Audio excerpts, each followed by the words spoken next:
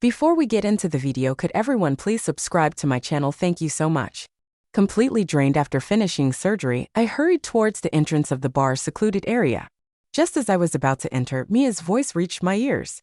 "I don't want to tie the knot," she declared. He looked so chill when he took that knife from me back then, but now seeing that scar on his forehead just grosses me out. Without waiting another second, I swung the door open. "Then let's split," I replied. Mia casually leaned against her friend's shoulder, showing no interest as I made my exit. She gave me a disdainful look. "He'll be begging me to get back together within 3 days. Girls, any ideas on how to make Alex quit chasing me for good?" But just 2 weeks later, she was the one hitting me up from different numbers. "Alex," she said, "are you done yet? This is so annoying." To her surprise, it was a woman's voice on the other end. "He's in the shower. Do you need something?" Mia snapped back angrily. "Sophie, I thought you were my bestie and now you're stealing my guy." I slammed the door open, locking eyes with a shocked Mia. "Did you really say that?" Everyone in the room turned to stare at me stunned. I recognized everyone there, 4 of Mia's high society girlfriends and 2 wealthy guys known for their wild parties. The guy next to Mia was her old friend Kenji. When he saw me, he visibly flinched. I knew him. His mother was seriously ill and being treated at our hospital. His family was already struggling financially, with his dad borrowing money left and right. Yet here he was, acting carefree with a bunch of rich kids. Mia glanced my way as I walked in, letting out a cold laugh. She moved closer to Kenji, acting totally indifferent. "Alex, didn't you always say you were too busy to hang out with me? Well, now I found someone to keep me company." She wrapped her arm around Kenji's and rested her head on his shoulder. The sight hurt, but I kept my cool. "We're getting married." What's this supposed to mean? A week ago, Kenji had given her a Hermes bag worth 50 grand. I had strongly objected to her accepting it, promising to buy her a new one after I got paid next month. But she brushed me off, saying if you won't buy it and someone else will, who are you to tell me what to do? It's a gift. Why shouldn't I keep it? Now Mia looked at me with disdain. "Marriage?" "Sure," she said, placing Kenji's hand on her thigh. "Since you heard everything, let's be clear, you need to get scar removal surgery first. The scar might be shallow, but it's a real eyesore, don't you think? So when you look in the mirror." My heart ached sharply. 5 years ago, I had saved Mia from a thug and took a knife meant for her. The blade had sliced across my forehead, nearly blinding me. I had dreamed of growing old with her, but now she was repulsed by the scar I got for her. It wasn't really about the scar, though. Like Mia said, she was tired of me, and everything about me annoyed her now. The scar she once saw as a badge of honor had become an ugly mark. "What if I say no?" I asked, my voice unexpectedly calm. Mia scoffed. "Alex, there are so many goo. You're chasing after me. Do you think you're the only one unwilling to take a knife for me? You expect me to be grateful for a lifetime over that one incident? You think you can use that scar to guilt-trip me forever?" Suddenly, she felt like a stranger. After I saved her, she had insisted on being with me. She used to wait for me outside my dorm every day, shyly handing me homemade lunches. She bombarded me with messages, sometimes even ranting if I took too long to reply, just to stay close. Eventually, I gave in and started dating this loud, insistent girl. I had tolerated all of Mia's quirks but never expected she'd one day grow tired of me. "Is that so?" I said softly. "Then let's split." My words hit like thunder, freezing the smile on Mia's face. She stared at me almost in disbelief. Whenever we argued, she was always the one to bring up breaking up, but I had never said it. This was the first time. "Split," she repeated, raising an eyebrow like it was the funniest joke ever. "Have you gotten cocky after all this time together, Alex? Do you really think you're in a position to break up with me?" Lily, sitting next to Mia, tried to ease the tension. All right, Mia said, getting up. "It's my birthday today, and I invited some guys to have fun." She hadn't paid attention to anyone all night. "You're always so understanding." Don't stoop to her level, I thought. Understanding? I had lost count of how many times I swallowed my pride to make peace, indulging her. But that was when we were still in love. From now on, I'm done. "Pack your stuff. I'm moving out," I declared, then turned and left. Mia's voice followed me down the hall, loud and mixed with anger. "Alex, you've really grown a backbone, huh? If you walk out that door, don't ever come back." I ignored her and walked out without a second thought. In the corridor, I could vaguely hear Mia's words. "Want to bet he'll come crawling back tomorrow like a puppy? Don't I know him?" she added. As if that wasn't enough, what will it take for Alex to give up on me for good? Maybe I just won't show up on our wedding day. I shook my head, smiling bitterly, and blocked all of Mia's contacts. I left the bar and sat in my car, unable to calm down as memories of Mia's chatter replayed like an old movie. In those moments, she used to say, "You think I'm annoying? Well, I'm going to annoy you for life. You can only be with me. Marry me." When I pushed her away and took that knife, she'd say, "Wow, I thought you were the coolest guy in the world, Alex. How many kids should we have? If we have kids, will you ignore me then?" Maybe she had long since grown tired of me, and tonight I just happened to hear it. I went home, packed all my clothes, and the next day contacted an agent to find an apartment.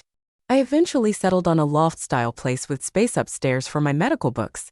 The apartment was close to the hospital where I worked, just a 10-minute drive away. 2 days passed without a word from Mia. Of course, I wasn't going to reach out to her either. 5 years of dating ended just like that. As a surgeon, I was busy every day, so I had no time to dwell on a failed relationship. That night, after my last gastrectomy, it was already past 9. I took off my surgical gown and saw Ben's message from 10 minutes ago inviting me out for a drink. I rubbed my sore neck and headed to the bar he mentioned. It was a quiet bar with soft background music, not noisy at all. "Huh, you broke up with Mia? When did that happen? Weren't you two about to get married? Didn't she adore you?" Ben fired off questions like a machine gun, making my head spin. I took a sip of my drink. "We split up a few days ago." "Yeah, she adored me. Now she's tired of me." Ben sighed. "Wow, people change fast. When you were in residency, she used to wait at your dorm every day like a little wife. It seemed like she was dead set on marrying you." I smiled bitterly. I couldn't reconcile the image of Mia clinging to me back then with the Mia from the bar that night. "My second kid is almost here, and you're still single," Ben said, raising his glass. "Need me to set you up with someone?" "No thanks, not planning on jumping into anything new." "Maybe when my family starts nagging me to get married," I replied, downing my drink. Ben quickly grabbed my glass. Whoa, you're a lightweight. Are you trying to drown your sorrows and leave me with the tab?"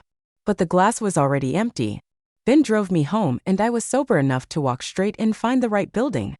But once in the elevator, my vision started blurring. I fumbled for my keys, my whole body feeling light as if it were on fire. The clink of the key against the lock echoed loudly in the quiet hallway, but the door wouldn't open. "Mia, I'm back.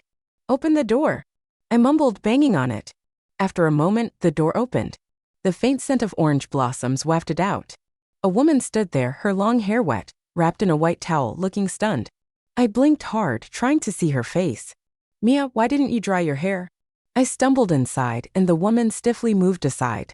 My steps were shaky as I looked around. "Where's the hairdryer?" I asked. "You're drunk," came a woman's voice. "I'm sorry, I shouldn't have drunk," I slurred, searching for the hairdryer but couldn't find it.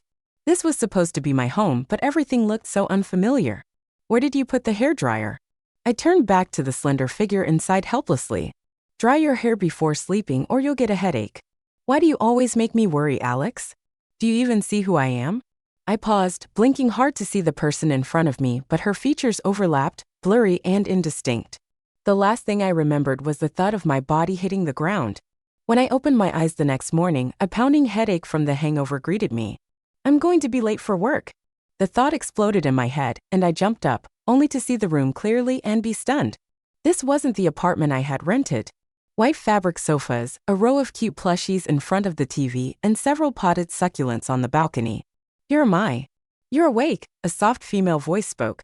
I looked up and saw a familiar face standing in the living room. Sophie, one of Mia's close friends. Sophie had been there that night at the bar when I broke up with Mia, sitting quietly in the corner without saying a word. I rubbed my eyes hard, thinking I was still dreaming. Ben had dropped me off at my building last night, so why am I now at Sophie's place? I wondered. "You must have walked into the wrong apartment after you got drunk," Sophie said, stepping closer, her expression calm as she looked at me on the sofa. "You live in 62, right? I saw you the morning before yesterday." I was speechless. Sophie lived in 601. What a coincidence. "Aren't you supposed to be at work today?" Sophie asked. I checked the date on my phone and sighed in relief, shaking my head mechanically. Sophie suddenly laughed for some reason, a small dimple appearing at the corner of her mouth. "Don't worry, you behaved just fine. You didn't do anything you shouldn't have." Some fragmented memories from last night came rushing back. I seemed to have said, "Mia, open the door. I'll dry your hair for you. Why do you always make me worry?" Thinking about it sent a shiver down my spine. Drinking causes trouble. After breaking up with Mia, I hadn't planned on having anything more to do with her or her friends, and now I had inexplicably spent the night at one of her best friend's place. What a mess. Feeling frustrated, I ruffled my hair as I stood up. My temples throbbed painfully. I'm sorry for last night, I said. Regardless, it wasn't right for me as a man to drunkenly barge into a woman's home. It's okay, Sophie shrugged. I was just about to head out. All right, I said. As I was about to leave, I noticed a pendant hanging from the jewelry box on the nearby table. It looked familiar, a delicate teardrop-shaped jade pendant with gold wire wrapped around the top to secure it to the chain. Half a month ago, Mia had watched a short video and said she envied girls who received handmade gifts from boys when they were in school. I went to a friend's jade carving shop to learn how to carve jade. Though I wasn't very skilled, I carefully selected the jade, polished it into a teardrop shape, and wrapped the top with fine gold wire to ensure it was securely attached to the chain. The jade pendant necklace at Sophie's place was identical to the one I had given Mia, even down to the tiny flaw on the edge. This I said in confusion, looking up to meet Sophie's eyes. There was a flicker of unease in hers, and she quickly looked away, hurrying to the door. I'm late for work. Lock the door and leave the key under the mat, she said, almost running out. I stood there dazed. I hadn't interacted much with Mia's group of friends, and I had hardly spoken to Sophie. She had just returned from abroad last year, graduating from a prestigious university. Mia had mentioned that Sophie pursued fashion design despite her family's objections and was now an associate editor at a fashion magazine. Sophie had also attended Mia. Eating, I nodded thoughtfully. Are your meals regular?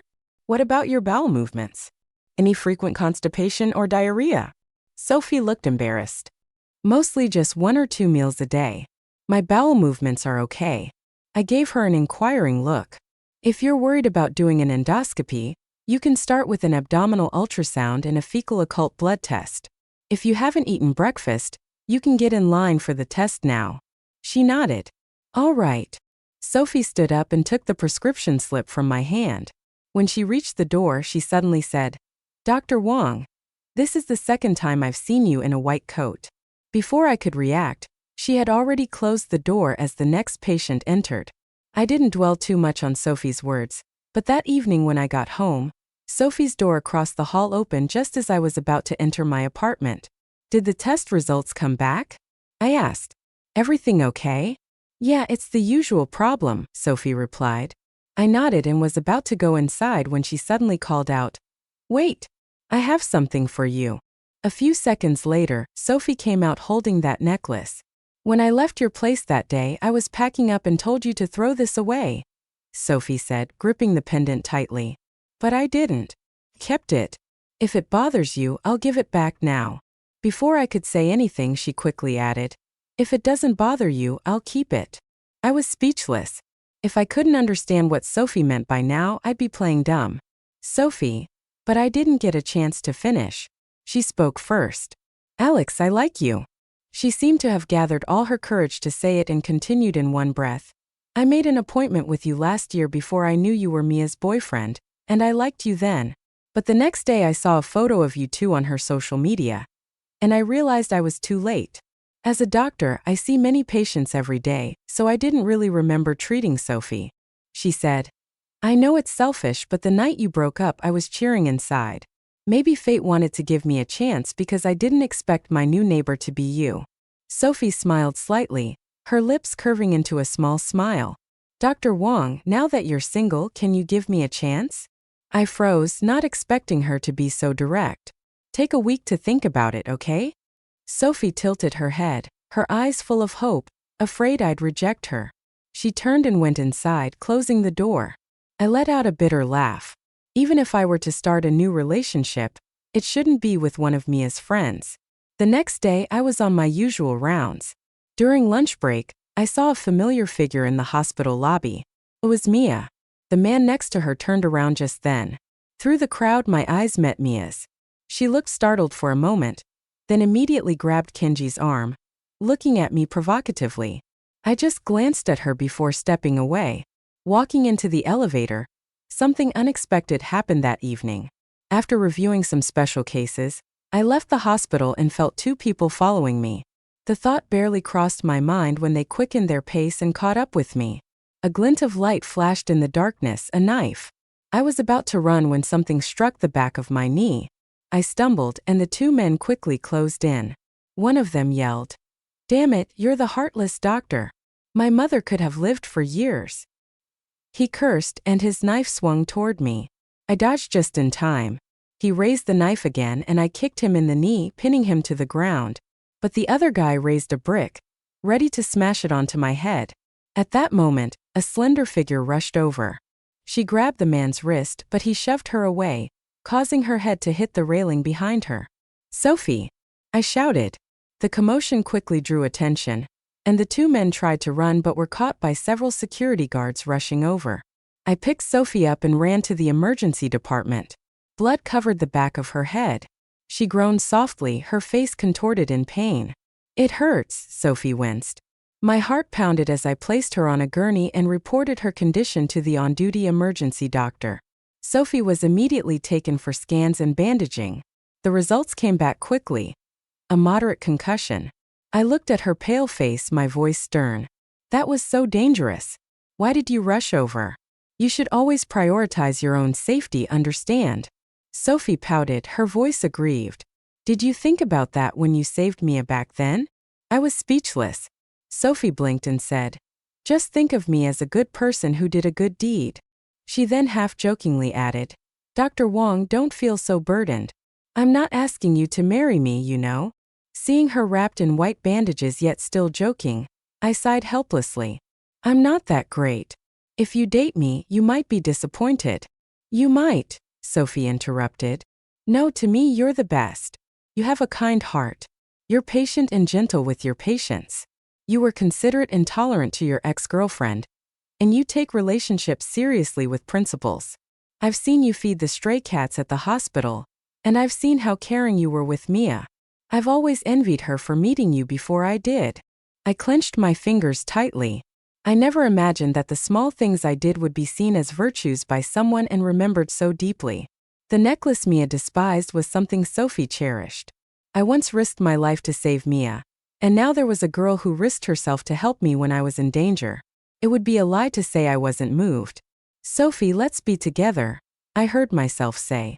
One of my principles was to be straightforward in relationships. Sophie had feelings for me, and I had no reason to leave her hanging. Her eyes seemed to sparkle. "Really? You're my boyfriend now?" "Yeah," I told her. I asked her not to move, but Sophie insisted on leaning closer, playfully kissing my forehead. Touching the scar, a tingling sensation spread through my body like tiny electric currents exploding through my veins. "Not ugly at all," she whispered, then curled up under the blanket, hiding her blushing face. I thought I'd let her cool off for a couple of days, but it's been over a month now, and she still won't talk to me. She's blocked several of my numbers. Mia complained, sprawled listlessly on the sofa. Something crossed her mind and she scoffed. "Does Alex really think I'll be the one to back down first?" In her dreams. Lily lit a cigarette and said, "If you give in this time, it'll happen again. He'll have the upper hand in the relationship from now on." She paused. "By the way, where's Sophie?" Just then the private room door opened. Sophie walked in, wearing a black dress with a teardrop-shaped jade pendant necklace hanging around her neck. Mia's expression froze. Her eyes locked onto the necklace. "Sophie, that necklace around your neck, isn't that the one I told you to throw away?" Sophie nodded calmly. "Yeah, I liked it. I thought it'd be a waste to toss it." Mia pursed her lips, momentarily speechless. Lily scrutinized the necklace, realization dawning on her. "Isn't that the ugly pendant Alex gave you?" Mia stood up, walked straight over to Sophie and said flatly, "Sophie." She paused before continuing, "Give me back the necklace." Though her tone was even, there was something forceful about it. Sophie met her gaze and said, "Didn't you say you didn't like it?" Mia replied, "I like it now. Is that not allowed?" She held out her hand. "Give it back." Sophie lowered her eyes, then suddenly smiled. "Mia, you've always been like this, bossy from childhood to now. Men and I have gotten used to it. The limited edition dresses everyone liked always had to go to you. On trips, if you got tired, we all had to stay at the hotel because of you. It's as if the whole world has to revolve around you, and you accept it all as a matter of course." She took a deep breath. "You didn't want this necklace, so I kept it. And now you don't like that? Mia snapped. It's different. This was a gift from Alex. She reached out to grab the necklace. Sophie caught her wrist, reminding her. You two have broken up. Mia's face darkened. A ringtone broke the tension. Sophie took out her phone, the screen displaying the word boyfriend. Her expression softened. Hello? Yeah, just wait at the intersection. I'll be right out. Lily tilted her head curiously. Sophie, you have a boyfriend? Why didn't you tell us? When did you start dating? Recently, Sophie said, looking me up and down. I'll introduce him to you all some other time. I can't stay and drink with you today. Got to go. She turned and left. The room fell silent. Lily, Mia said, turning slightly. I feel like the guy on Sophie's phone just now sounded kind of familiar. Lily guessed. Could have been a mutual friend of ours. By the way, what's going on with you and Kenji? Does Alex think you're cheating on him? Is that why? Mia loudly denied it. There's nothing between us. I was just upset that Alex is always so busy. So I wanted to use Kenji to make him jealous, to get him to spend more time with me. You're right, Alex must have misunderstood and thought there was something between me and Kenji, and that's why he's still mad. She seemed to be talking to herself as if she had finally found the reason for their problems. Nodding, she said, Yeah, he still cares about me. Mia smiled to herself, her expression shifting. At midnight, I had just come out of the shower when I heard Sophie talking to someone on the phone in the bedroom. Alex, how long are you going to ignore me? Kenji is just a friend. I was just so angry and wanted to make you jealous to get you to spend more time with me. You've been saying you're busy lately, never having time for me. Always having excuses for not lying right away. Am I not supposed to be upset? It was Mia's voice. Sophie held my phone, saying nothing. Her eyes met mine. Mia continued. Hello, Alex, are you listening? This is the last time I'm giving you a way out. Don't push your luck. Tonight is your last chance. If you still want to marry me, let's stop this Cold War. Sophie's lips parted and she said, Mia, this is Sophie. Silence fell on the other end. I stood still, making no move. Sophie spoke softly. Alex is in the shower. If you need something, call back later. A few seconds of silence, then Mia's angry voice came through. Sophie, I thought you were my best friend and you're stealing my boyfriend. Sophie replied calmly. I'm not stealing him. Alex and I got together after you two broke up. With that, she ended the call. I walked over to the bed, placing her cool hand under the blanket. Sophie was trembling. I pulled her into my arms, gently stroking her back. In a muffled voice, she asked, Are you mad at me? Understanding her unease, I said, Why would I be mad at you? If I didn't want you to say those things, I would have stopped you just now. When I broke up with Mia that night, I never intended to get back together with her. So with you it's clean and simple. No burden, okay? Sophie hugged me tightly. The next day, I didn't have any appointments and Sophie was heading out of town for a few days. I loaded her suitcase into the car and she patted the dust off my sleeve. Suddenly, a hysterical voice rang out. You shameless mistress.